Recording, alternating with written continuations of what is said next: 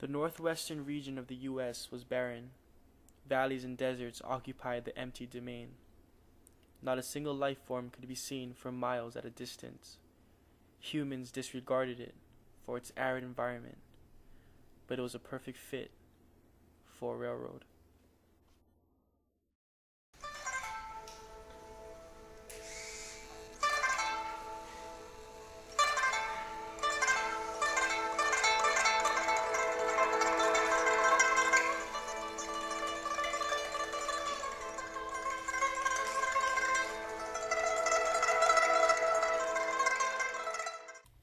In the early 1800s, many people have ventured through the northern trails of California, Nebraska, and Utah. People have traveled through those trails to get from the west side of the country to the east. In most cases, people have traveled by wagon. Though it was the only way, it was not the most ideal form of transportation. It took them 4 to 6 months getting pulled by oxen at 2 miles per hour to get from the east to the west, and many have died from diseases, weather conditions, and even disgruntled Indians. But an aspiring man by the name of Theodore Judah had an epiphany. As a specialist in civil engineering since the age of 18, he had the mind and experience to come up with an idea that would change the world of transportation in the Northwest forever. He decided to build a railroad. The railroad idea was probably the best idea yet when it came to transportation, but he still needed money to create it. So he sought to find investors. On a trip to Sacramento, Judah convinced this dude named Collis Huntington. He was a hardware salesman, and he was pretty good with money, so that added a big plus. And when Huntington agreed with investing, he asked his business partner, Mark Hopkins, this dude right here, to invest as well. Soon after that happened, a guy named Charles Crocker, who was a dry goods merchant, invested too, as with this other guy, Leland Stanford, who was a wholesale grocer and soon to be governor of California. As for building the railroad, it wouldn't be easy. They had to go through slopes and slopes of the Sierra Mountains, where it was cold, freezing, and very cold. As for building it, nobody wanted to do it. I mean, the money was there, just not the employees. To get started, they needed at least 5,000 workers, but they only had 600. So they started to look at the Chinese as a sense of labor. They could easily get a lot of Chinese men and pay them little. Charles Crocker said, "Hey, what about the Chinese? They built the Great Wall of China, didn't they?" And it turned out to be a good decision indeed. The Chinese were the best of the best. They worked extremely hard, and they got a lot done in a short amount of time. On April 28, 1869, they built 10 miles of track in one single day. We have interviewed 4 Chinese workers, one of whom still cannot speak English, who have just completed the railroad.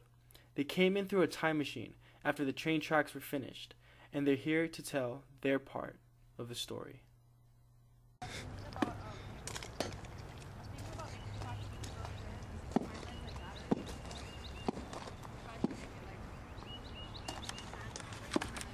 The railroads.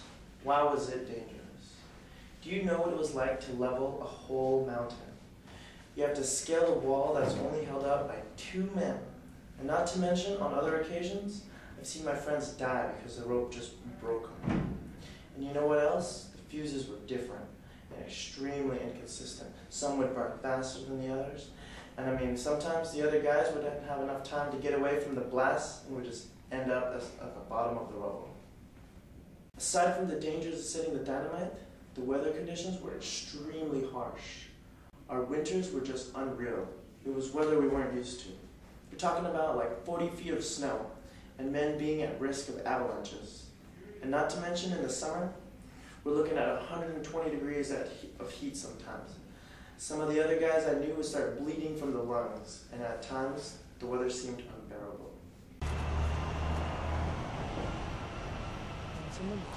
Hello, my name is Leon Chong. When I first came to America, I came with a dream of making money and returning home to help my family. I first started working in the gold mines. The gold mines were good at the beginning, like most jobs, but rapidly ended, so I was in search of a new job. I found a new one in building the railroads. I miss China so much, but I knew I was here for a reason, so I tried to make up for most of it. In the camps where we stayed in, we made it possible to bring Chinese cuisine back to us. We imported food from China, like dried oysters, dried fish, abalone, dried fruits, dried mushrooms, dried seaweed, dried crackers, dried meats, poultry, pork, rices, and teas. Each group of the 12 to 20 Chinese workwomen had its own cook, who prepared dishes to fit the local palate. Each cook had the duty not only of preparing these feasts, but also brewing the barrels of the tea that had to be served all day.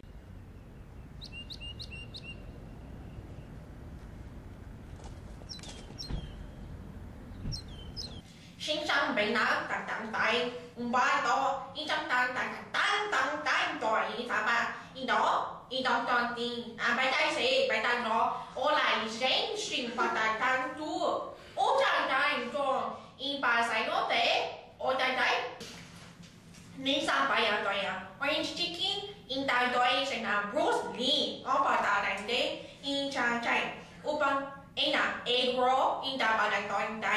y bọn tại trang trình ô tao tông chuyên làm quét anh ta gọi sản phẩm năng tệ ô ông đó tìm tăng tăng tăng tăng tăng tăng tăng tăng tăng in ta phải ở tại xin đã in xe in sản phẩm cô không bắt tay đây đã không bắt tay đây ông tông đó ô in sản phẩm năng đó in đã in chạy ra đây ô anh đó đây đây đây đây đây đây đó đây đây đó in cha yo tăng tăng tăng tăng in cha bà đam đi bỏ.